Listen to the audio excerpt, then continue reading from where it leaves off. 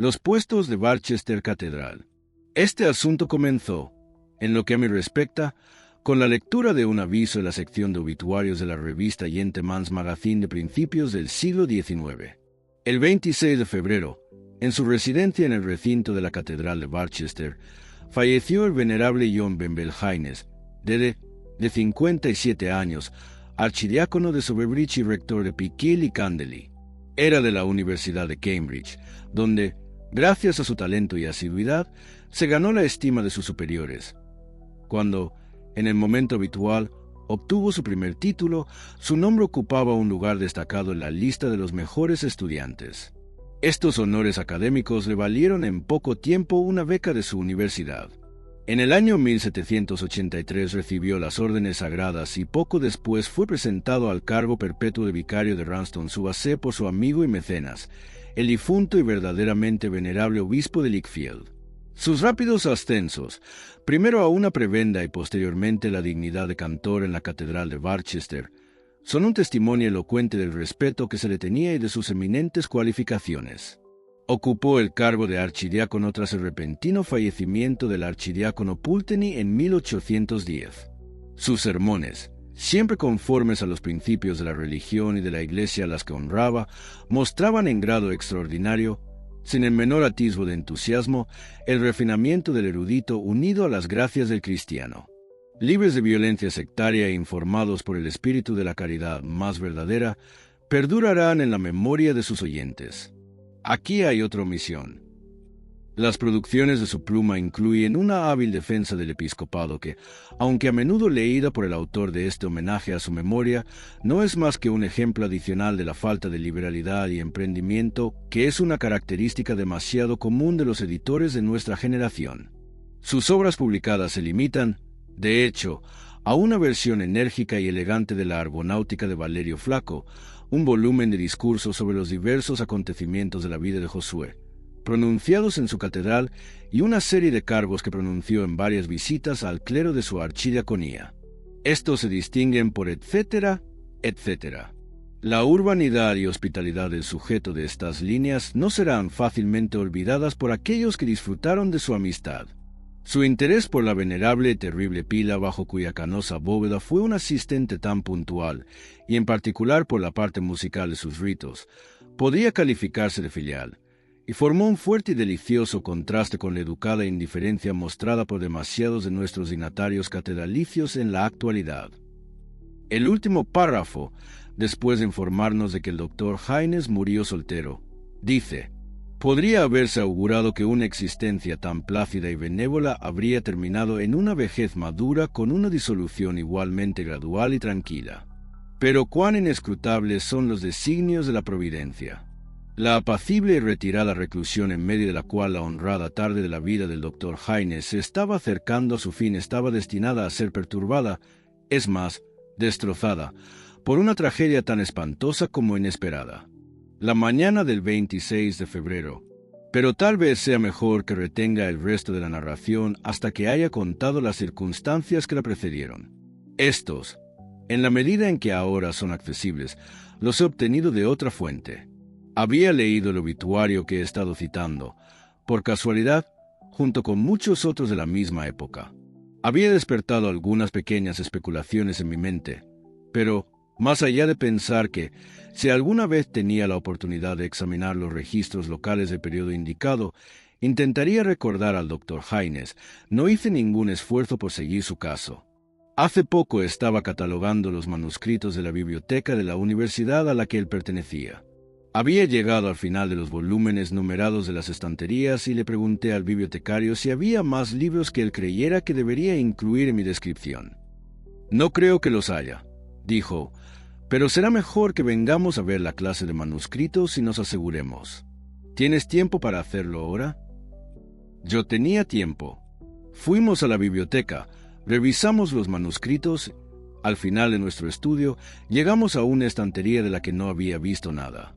Su contenido consistía en su mayor parte en sermones, paquetes de papeles fragmentarios, ejercicios universitarios, Cyrus, un poema épico en varios cantos, producto del ocio de un clérigo rural, tratados matemáticos de un profesor fallecido y otros materiales similares de un tipo con el que estoy demasiado familiarizado. Tomé breves notas de estos.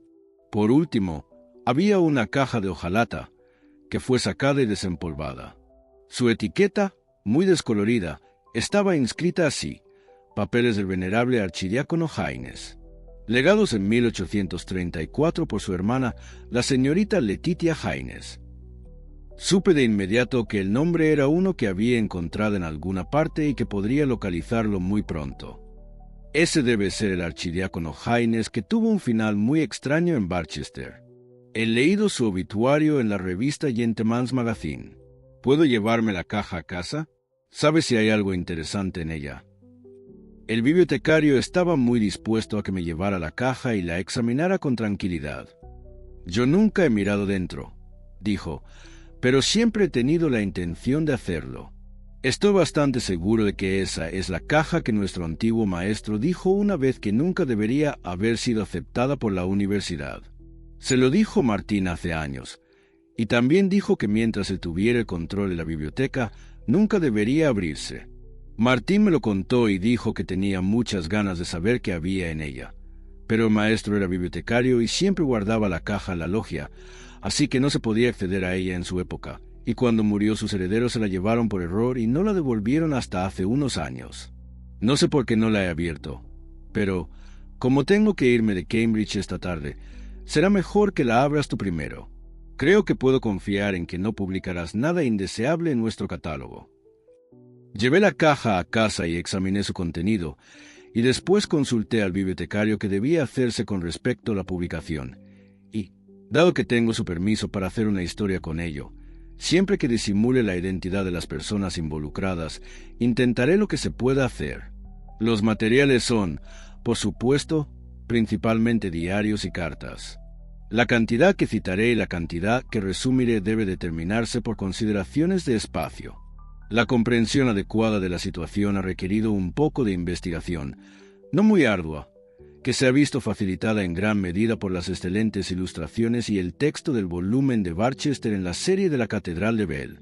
Cuando uno entra ahora en el coro de la Catedral de Barchester, atraviesa una pantalla de metal y mármoles de colores diseñada por Sir Gilbert Scott, y se encuentra en lo que debo llamar un lugar muy desnudo y odiosamente amueblado. Los puestos son modernos, sin marquesinas. Afortunadamente, se ha permitido que sobrevivan los lugares de los dignatarios y los nombres de los prebendados, que están inscritos en pequeñas placas de latón fijadas a los puestos. El órgano está en el triforio, y lo que se ve de la caja es gótico. El retablo y sus alrededores son como todos los demás. Grabados cuidadosos de hace 100 años muestran un estado de cosas muy diferente. El órgano está sobre un enorme biombo clásico. La sillería también es clásica y muy maciza. Hay un baldaquino de madera sobre el altar, con urnas en sus esquinas. Más al este hay un sólido cancel de altar, de diseño clásico, de madera, con un frontón en el que hay un triángulo rodeado de rayos, que encierra ciertas letras hebreas en oro. Los querubines las contemplan. Hay un púlpito con una gran caja de resonancia en el extremo oriental de la sillería, en el lado norte, y hay un pavimento de mármol blanco y negro. 2 damas y un caballero admiran el efecto general.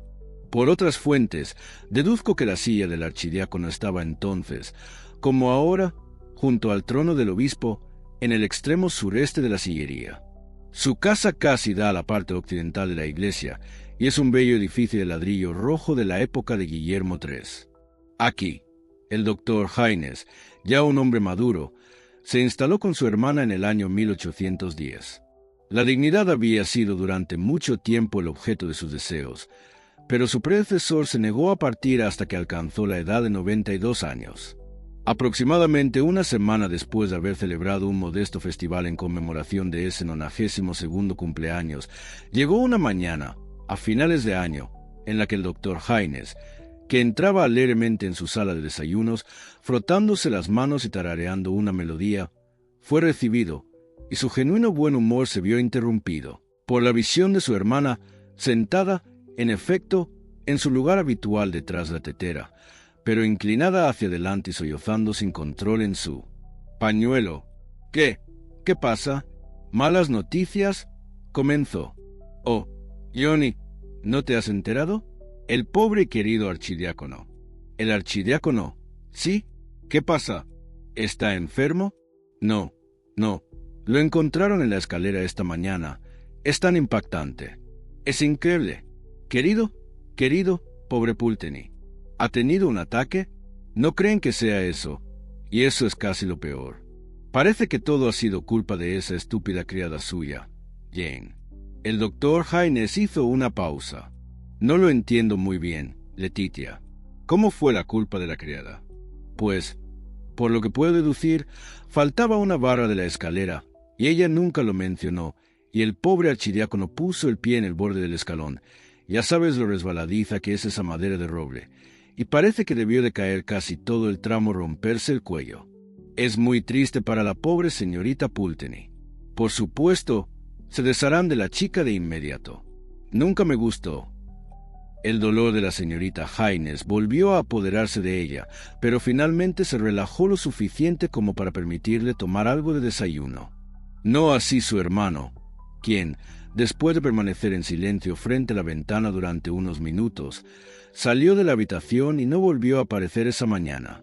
Solo tengo que añadir que la descuidada criada fue despedida inmediatamente, pero que la barra de la escalera desaparecida fue encontrada poco después bajo la alfombra de la escalera, una prueba adicional, si es que hacía falta alguna, de su extrema estupidez y descuido. Durante muchos años, el doctor Haynes se había distinguido por su habilidad, que parece haber sido realmente considerable como el probable sucesor del archidiácono Pulteney, y no le esperaba ninguna decepción. Fue debidamente instalado y se dedicó con celo al desempeño de las funciones propias de su cargo. Una parte considerable de sus diarios está ocupada por exclamaciones sobre la confusión en la que el archidiácono Pulteney había dejado los asuntos de su cargo y los documentos correspondientes. Las cuotas de Brigham y Barneswood no se han cobrado durante unos 12 años y son en gran medida irrecuperables. No se ha celebrado ninguna visita durante 7 años. 4 cabildos están casi irreparables. Las personas delegadas por el archidiácono han sido casi tan incapaces como él. Era casi un motivo de agradecimiento que no se hubiera permitido que este estado de cosas continuara, y una carta de un amigo confirma este punto de vista. Dice, en una alusión bastante cruel a la segunda epístola a los tesalonicenses, «Por fin has sido destituido. Pobre amigo mío, ¿en qué escena de confusión te adentrarás? Te doy mi palabra de que, la última vez que crucé su umbral, no había ni un solo papel que pudiera tocar, ni una sola sílaba mía que pudiera oír, ni ningún hecho relacionado con mi negocio que pudiera recordar. Pero ahora, gracias a una criada descuidada y a una alfombra suelta a la escalera, hay alguna posibilidad de que los asuntos necesarios se tramiten sin perder por completo la voz y el temperamento». Esta carta estaba metida en un bolsillo de la tapa de uno de los diarios. No cabe duda del celo y entusiasmo del nuevo archidiácono. Dadme tiempo para reducir a una cierta apariencia de orden los innumerables errores y complicaciones a los que me enfrento, y me uniré con gusto y sinceridad al anciano israelita en el cántico que, me temo, demasiados pronuncian solo con los labios. Esta reflexión no la encuentro en un diario, sino en una carta. Los amigos del médico parecen haber devuelto su correspondencia a su hermana superviviente. Sin embargo, no se limita a las reflexiones. Su investigación de los derechos y deberes de su cargo es muy minuciosa y profesional, y en un lugar se calcula que un periodo de 3 años será suficiente para poner el negocio del arcedianato en una base adecuada. La estimación parece haber sido exacta. Durante solo 3 años se ocupa de reformas, pero busco en vano al final de ese tiempo el prometido nunc dimittis. Ahora ha encontrado una nueva esfera de actividad. Hasta ahora sus obligaciones le han impedido asistir más que ocasionalmente a los servicios de la catedral. Ahora empieza a interesarse por la estructura y la música. No tengo tiempo para detenerme en sus dificultades con el organista, un anciano caballero que había estado en el cargo desde 1786. No tuvieron mucho éxito. Más relevante es su repentino entusiasmo por la catedral en sí y su mobiliario. Hay un borrador de una carta a Silvanus Urban, que no creo que se haya enviado, en la que se describen los puestos del coro. Como he dicho, estos son bastante tardíos, de alrededor del año 1700, de hecho. La silla del archidiácono, situada en el extremo sureste, al oeste del trono episcopal, ahora tan dignamente ocupado por el verdaderamente excelente prelado que adorna la sede de Barchester, se distingue por una curiosa ornamentación.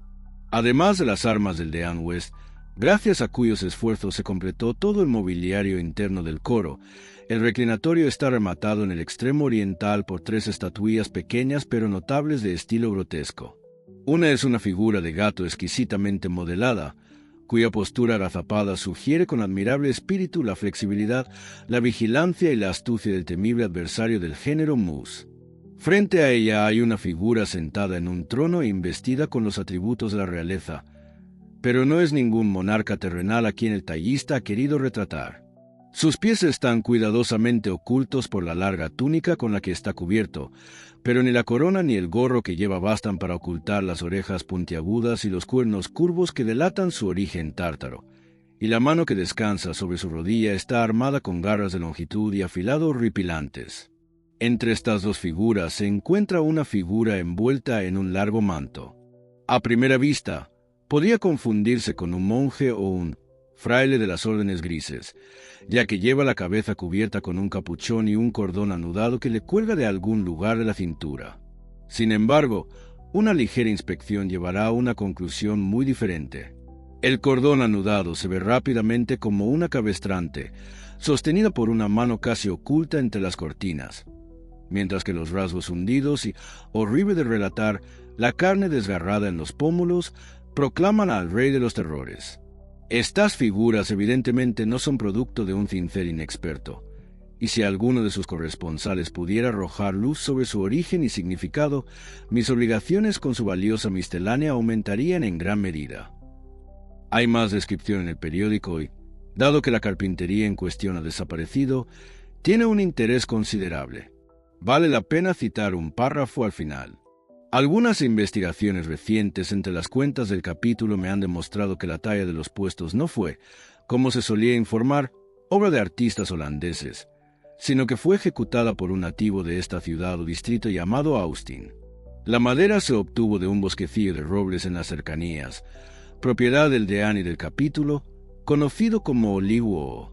En una reciente visita a la parroquia dentro de cuyos límites se encuentra, me enteré por el anciano y verdaderamente respetable titular que las tradiciones aún perduran entre los habitantes del gran tamaño y edad de los robles empleados para proporcionar los materiales de la majestuosa estructura que ha sido, aunque imperfectamente, descrita en las líneas anteriores. De uno en particular, que se encontraba cerca del centro del bosque, se recuerda que era conocido como el roble colgante. La propiedad de ese título se confirma por el hecho de que se encontró una cantidad de huesos humanos en el suelo alrededor de sus raíces, y que en ciertas épocas del año era costumbre que aquellos que deseaban asegurar un resultado exitoso en sus asuntos, ya fueran de amor o de los negocios ordinarios de la vida, suspendieran de sus ramas pequeñas imágenes o títeres burdamente hechos de paja, ramitas o materiales rústicos similares. Hasta aquí las investigaciones arqueológicas del archidiácono. Volvamos a su carrera tal y como se desprende de sus diarios. Los de sus 3 primeros años de trabajo duro y cuidadoso lo muestran siempre de buen humor y, sin duda, durante este tiempo, esa reputación de hospitalidad y urbanidad que se menciona en su obituario fue bien merecida. Después de eso, a medida que pasa el tiempo, veo que una sombra se cierne sobre él, destinada a convertirse en una oscuridad total, que no puedo evitar pensar que debe haberse reflejado en su comportamiento exterior. Confía muchos de sus miedos y problemas a su diario. No tenía otra salida para ellos. No estaba casado y su hermana no siempre estaba con él. Pero me equivoco mucho si ha contado todo lo que podría haber contado. Se ofrecerá una serie de extractos. 30 de agosto de 1816. Los días comienzan a acortarse más perceptiblemente que nunca. Ahora que los papeles del arcedianato están ordenados, debo encontrar algún otro empleo para las horas de la tarde de otoño e invierno. Es un gran golpe que la salud de Letitia no le permita quedarse durante estos meses. ¿Por qué no continuar con mi defensa del episcopado? Puede ser útil. 15 de septiembre. Letitia me ha dejado para irse a Brighton. 11 de octubre. Se encendieron velas en el coro por primera vez en las oraciones de la tarde. Fue un shock, Descubro que me asusto absolutamente con la estación oscura. 17 de noviembre. Me ha sorprendido mucho el carácter de la talla de mi escritorio. No sé si alguna vez lo había notado antes con atención. Mi atención fue atraída por un accidente.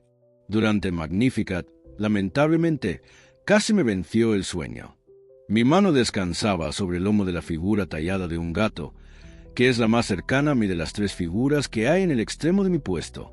No me di cuenta de esto, porque no estaba mirando en esa dirección, hasta que me sobresaltó lo que me pareció una suavidad, una sensación como de pelaje bastante áspero y tosco, y un movimiento repentino, como si la criatura se estuviera girando la cabeza para morderme. Recuperé la conciencia por completo en un instante, y tengo la idea de que debí de haber pronunciado una exclamación reprimida, porque noté que el señor tesorero giró rápidamente la cabeza en mi dirección. La desagradable sensación fue tan fuerte que me encontré frotándome la mano sobre el sobrepelliz. Este accidente me llevó a examinar las figuras después de las oraciones con más cuidado que antes, y me di cuenta por primera vez de la habilidad con la que están ejecutadas. 6 de diciembre. Efectivamente, echo de menos la compañía de Letitia. Las tardes, después de haber trabajado todo lo que he podido en mi defensa, son muy difíciles. La casa es demasiado grande para un hombre solitario y las visitas de cualquier tipo son demasiado escasas. Cuando voy a mi habitación, tengo la desagradable impresión de que hay compañía de algún tipo. El hecho es, mejor que me lo formule a mí mismo, que oigo voces. Soy muy consciente de que este es un síntoma común de deterioro incipiente del cerebro y creo que debería estar menos preocupado de lo que estoy si tuviera alguna sospecha de que esta fuera la causa. No tengo ninguna en absoluto, ni hay nada en mi historial familiar que decolora tal idea. El trabajo diligente y una atención puntual a las obligaciones que me corresponden es mi mejor remedio, y no tengo ninguna duda de que resultará eficaz. 1 de enero. Debo confesar que mi problema va en aumento. Anoche, al regresar del decanato pasada la medianoche, encendí mi vela para subir las escaleras. Estaba casi en la cima cuando algo me susurró: «Déjame desearte un feliz año nuevo». No podía estar equivocado. Me habló claramente y con un énfasis peculiar. Si hubiera dejado caer la vela, como casi hice, tiemblo al pensar cuáles habrían sido las consecuencias. Como no fue así, logré subir el último tramo y rápidamente llegué a mi habitación con la puerta cerrada y no experimenté ninguna otra perturbación. 15 de enero. Anoche tuve que bajar a mi estudio a por el reloj que había dejado por descuido sobre la mesa al acostarme. Creo que estaba en el último tramo de la escalera cuando de repente sentí un susurro agudo en el oído: «Ten cuidado». Me agarré a los balaustres y, naturalmente, miré a mi alrededor. Por supuesto, no había nada. Después de un momento continué: «No tenía sentido dar la vuelta, pero casi me había caído. Un gato, uno grande por lo que parecía, se deslizó entre mis pies, pero de nuevo, por supuesto, no vi nada. Puede que fuera el gato de la cocina, pero no creo que fuera eso». 27 de febrero. Anoche sucedió algo curioso que me gustaría olvidar. Quizás si lo anoto aquí lo veré en su verdadera proporción. Trabajé en la biblioteca desde las 9 hasta las 10. El vestíbulo y la escalera parecían estar inusualmente llenos de lo que solo puedo llamar movimiento sin sonido. Con esto quiero decir que parecía haber un ir y venir continuo, y que cada vez que dejaba de escribir para escuchar o miraba hacia el vestíbulo, la quietud era absolutamente inquebrantable. Al ir a mi habitación a una hora más temprana de lo habitual, alrededor de las 10:30, fui consciente de nada que pudiera llamar ruido. Dio la casualidad de que le había dicho a John que viniera a mi habitación para la carta al obispo que quería que entregara temprano la mañana en el palacio. Por lo tanto, debía quedarse despierto y venir a buscarla cuando me oyera retirarme. Esto lo había olvidado por el momento, aunque recordé llevar la carta conmigo a mi habitación. Pero cuando, mientras daba cuerda a mi reloj, oí un ligero golpe en la puerta y una voz baja que decía: «¿Puedo entrar?», que sin duda oí, recordé el hecho y cogí la carta de mi tocador, diciendo: «Claro, entra». Sin embargo, nadie respondió mi llamada, y fue entonces cuando, como sospecho firmemente, cometí un error. Abrí la puerta y le tendí la carta. Ciertamente no había nadie en ese momento en el pasillo. Pero, en el instante en que me quedé allí de pie, la puerta del fondo se abrió y apareció John con una vela. Le pregunté si había venido antes a la puerta, pero estoy convencido de que no. No me gusta la situación, pero aunque mis sentidos estaban muy alerta y aunque pasé algún tiempo sin poder dormir, debo admitir que no percibí nada más de carácter adverso. Con la llegada de la primavera, cuando su hermana vino a vivir con él durante unos meses, las anotaciones del Dr. Haynes se vuelven más alegres y, de hecho, no se percibe ningún síntoma de depresión hasta principios de septiembre, cuando volvió a quedarse solo. Y ahora, efectivamente, hay pruebas de que volvió a sentirse molesto y de forma más acuciante. Volveré a este asunto en un momento, pero me desvío para incluir un documento que, con razón o sin ella, creo que tiene relación con el hilo de la historia. Los libros de contabilidad del Dr. Haynes, conservados junto con sus otros papeles, muestran, a partir de una fecha poco posterior a la de su institución como archidiácono, un pago trimestral de 25 libras a J.L. Nada se habría podido hacer de esto si hubiera estado solo, pero lo relaciono con una carta muy sucia y mal escrita, que, como otra que he citado, estaba en un bolsillo en la tapa de un diario. No hay rastro de fecha o matasellos, y el desciframiento no fue fácil. Parece decir: Doctor señor, he estado esperando que me envíes estas últimas mechas, y al no haberlo hecho, supongo que no ha recibido las mías. Crecía como mi hombre y yo nos habíamos encontrado con malos tiempos esta temporada. Todo parece ir mal con nosotros en la granja y no sabemos cómo pagar el alquiler. Este ha sido el triste caso con nosotros si tuvieras la gran, probablemente liberalidad, pero la ortografía exacta desafía la reproducción, para enviar 40 libras, de lo contrario habrá que tomar medidas. Que no deseo. ¿Ha sido usted la causa de que pierda mi puesto con el doctor Pulteney? Creo que es justo lo que pido y usted sabe mejor que nadie lo que podría decir si me obligaran, pero no deseo nada de esa naturaleza desagradable, ya que siempre deseo que todo sea agradable conmigo. Su obediente servidora, Jane Lee. Sobre la fecha a la que supongo que se escribió esta carta, hay, de hecho, un pago de 40 libras a J.L. Volvemos al diario. 22 de octubre. En las oraciones de la tarde, durante los salmos, tuve la misma experiencia que recuerdo del año pasado. Estaba apoyando la mano en una de las figuras talladas. Como antes, ahora suelo evitar la del gato. Iba a decir: se produjo un cambio, pero eso parece atribuir demasiada importancia a lo que, después de todo, debe deberse a algún afecto físico en mí mismo. En cualquier caso, la madera pareció volverse fría y suave como si estuviera hecha de lino mojado. Puedo señalar el momento en el que me di cuenta de esto. El coro cantaba las palabras: ponte a un impío por gobernante sobre él, deja que Satanás se ponga a su diestra. Los susurros en mi casa fueron más persistentes esta noche. Parecía que no podía librarme de ellos en mi habitación. No había notado esto antes. Un hombre nervioso, que no soy, y espero no estar llegando a ser, se habría molestado mucho, si no alarmado, por ello. El gato estaba en las escaleras esta noche. Creo que siempre está ahí. No hay gato en la cocina. 15 de noviembre. Aquí de nuevo debo señalar un asunto que no entiendo. Tengo muchos problemas para dormir. No se me presentó ninguna imagen definida, pero me persiguió la impresión muy vívida de que unos labios húmedos me susurraban al oído con gran rapidez y énfasis durante un tiempo. Después de esto, supongo, me quedé dormido, pero me desperté sobresaltado por la sensación de que me ponían una mano en el hombro. Para mi gran alarma, me encontré de pie en lo alto del último tramo de la primera escalera. La luna brillaba lo suficiente a través de la gran ventana como para permitirme ver que había un gato grande en el segundo o tercer escalón. No puedo hacer ningún comentario. Me arrastré hasta la cama de nuevo, no sé cómo. Sí, la mía es una carga pesada. Luego sigue una línea o dos que han sido tachadas. Me imagino que leí algo como: actuó lo mejor posible. Poco después, me resulta evidente que la firmeza del archidiácono comienza a ceder bajo la presión de estos fenómenos. Omito, por innecesariamente dolorosas y angustiosas, las jaculatorias y oraciones que, en los meses de diciembre y enero, aparecen por primera vez y se vuelven cada vez más frecuentes. Sin embargo, durante todo este tiempo, se aferra obstinadamente a su puesto. No puedo decir por qué no alegó mala salud y se refugió en Bath O'Briien.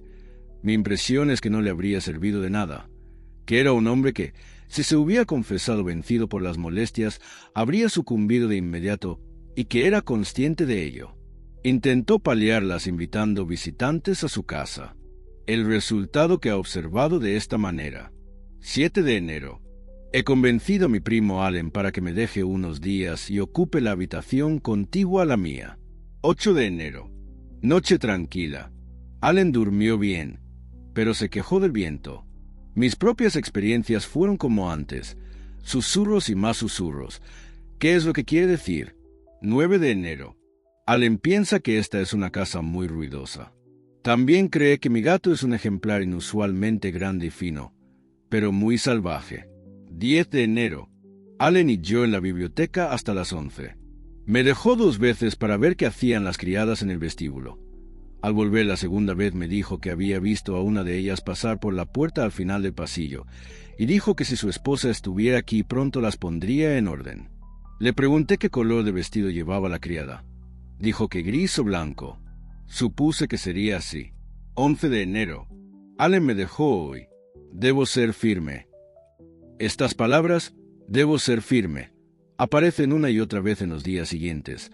A veces son la única entrada. En estos casos están escritas con una letra inusualmente grande y grabadas en el papel de una manera que debe haber roto la pluma con la que se escribieron. Aparentemente, los amigos del archidiácono no notaron ningún cambio en su comportamiento, y esto me da una idea de su coraje y determinación. El diario no nos dice nada más de lo que he indicado sobre los últimos días de su vida. El final de todo debe contarse en el pulido lenguaje del obituario. La mañana del 26 de febrero fue fría y tempestuosa. A primera hora, los sirvientes tuvieron ocasión de entrar en el vestíbulo de la residencia ocupada por el llorado sujeto de estas líneas. Qué horror sintieron al observar la figura de su amado y respetado amo tendido en el rellano de la escalera principal en una actitud que inspiraba los más graves temores. Se pidió ayuda y se experimentó una consternación universal al descubrir que había sido objeto de un ataque brutal y asesino. La columna vertebral estaba fracturada en más de un lugar. Esto podría haber sido el resultado de una caída. Parecía que la alfombra de la escalera se había soltado en un punto. Pero, además de esto, había heridas infligidas en los ojos, la nariz y la boca, como si las hubiera causado algún animal salvaje, lo cual, espantoso de relatar, hizo irreconocibles esos rasgos. La chispa vital estaba, no hace falta decirlo, completamente extinguida, y así había estado, según el testimonio de respetables autoridades médicas, durante varias horas. El autor o los autores de este misterioso ultraje están igualmente enterrados en el misterio, y la conjetura más activa hasta ahora no ha logrado sugerir una solución al melancólico problema que plantea este espantoso suceso. El escritor continuó reflexionando sobre la probabilidad de que los escritos del Sr. Shelley, Lord Byron y M. Voltaire hayan sido decisivos para provocar el desastre, y concluye esperando, de forma algo vaga, que este suceso pueda servir de ejemplo a la generación venidera. Pero esta parte de sus comentarios no necesita ser citada en su totalidad. Ya había llegado a la conclusión de que el Dr. Haynes era responsable de la muerte del Dr. Pulteney. Pero el incidente relacionado con la figura tallada de la muerte en el estrado del archidiácono era un aspecto muy desconcertante. La conjetura de que había sido tallada en la madera del roble colgante no era difícil, pero parecía imposible de corroborar. Sin embargo, hice una visita a Barchester, en parte con la intención de averiguar si se sabía de alguna reliquia de la carpintería. Uno de los canónigos me presentó al conservador del museo local, quien, según mi amigo, era más probable que pudiera darme información sobre el tema que cualquier otra persona. Le conté a este caballero la descripción de ciertas figuras talladas y armas que antes estaban en los puestos, y le pregunté si alguna había sobrevivido. Me mostró el escudo del Dean West y algunos otros fragmentos. Me dijo que se las había dado un antiguo residente, que también había tenido una figura, tal vez una de las que yo estaba buscando. Había algo muy extraño en esa figura, dijo. El anciano que la tenía me dijo que la recogió en un depósito de madera, de donde había obtenido las piezas que aún se conservan, y se la había llevado a casa para sus hijos. De camino a casa, estaba jugando con él y se partió en dos en sus manos, y se le cayó un trozo de papel. Lo recogió y, al darse cuenta de que tenía algo escrito, se lo guardó en el bolsillo y, posteriormente, en un jarrón de la repisa de la chimenea. Estuve en su casa no hace mucho, y casualmente cogí el jarrón y lo di la vuelta para ver si tenía alguna marca, y el papel cayó en mi mano. El anciano, al entregárselo, me contó la historia que le he contado a usted, y me dijo que me quedara con el papel. Estaba arrugado y bastante roto, así que lo he montado en una tarjeta, que tengo aquí. Si puede decirme lo que significa, me alegraré mucho y, debo decir, también me sorprenderá mucho. Me dio la tarjeta. El papel estaba inscrito de forma bastante legible en una letra antigua, y esto es lo que decía: cuando crecí en el bosque, me bañaron en sangre. Ahora estoy en la iglesia. Quien me toque con su mano. Si lleva una mano ensangrentada, le aconsejo que tenga cuidado, para que no se lo lleve, ya sea de noche o de día, pero sobre todo cuando el viento sopla fuerte. En una noche de febrero. Esto soñé, 26 de febrero de 1699. John Austin. Supongo que es un amuleto o un hechizo. ¿No lo llamarías algo así?, dijo el conservador. Sí, dije, supongo que sí. ¿Qué fue de la figura en la que estaba escondido? Oh, lo olvidé, dijo. El viejo me dijo que era tan fea y asustaba tanto a sus hijos que la quemó.